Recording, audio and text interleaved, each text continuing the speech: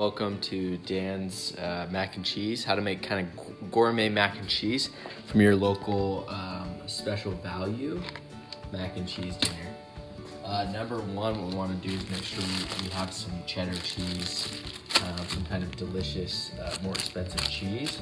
And I like to use just a block like this. Of course, the next thing is to make sure that you get some good boiling water. The important thing is when you do pour this in, make sure to take out the envelope.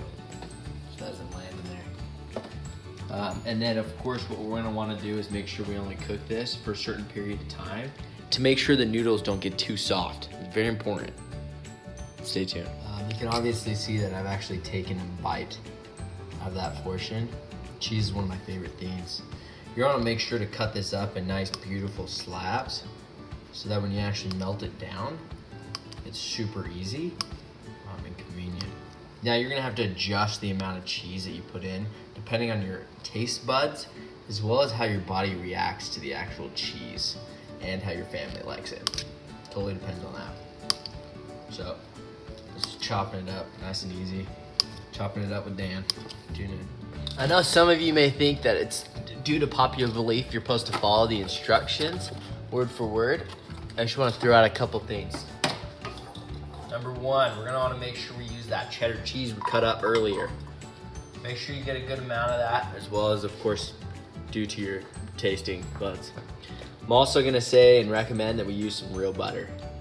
I'm not gonna put tons in there, but I think a good amount is gonna make sure that everyone's feeling good, and a little fatty is always good for the body. Number three, we wanna make sure that we have the real milk. I'm talking about vitamin D. I don't want none of that 2% fat-free stuff. That's just gonna make your mac and cheese that already isn't healthy for you even worse. So let's make sure we stir that up.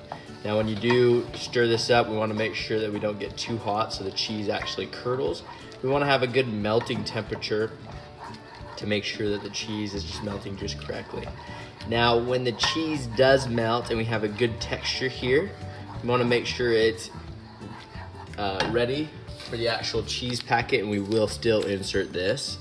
And at that point, you're gonna make sure that the texture is correct still. And if needed, you can add more milk to make sure it gets a little bit more juicier. As you can see, we have a good texture. I like mine a little bit more stringier and delicious. As you can see, this is a regular old mac and cheese. This is the good stuff. This is gourmet, but slash with the more ghetto stuff. Here we are.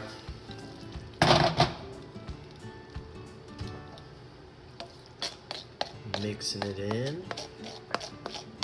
Now some of you may ask, why don't I just make gourmet?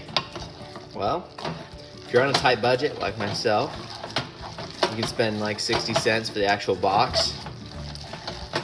And then of course you usually have milk and butter, and then if you want to just grab a little stick of cheese, good to go.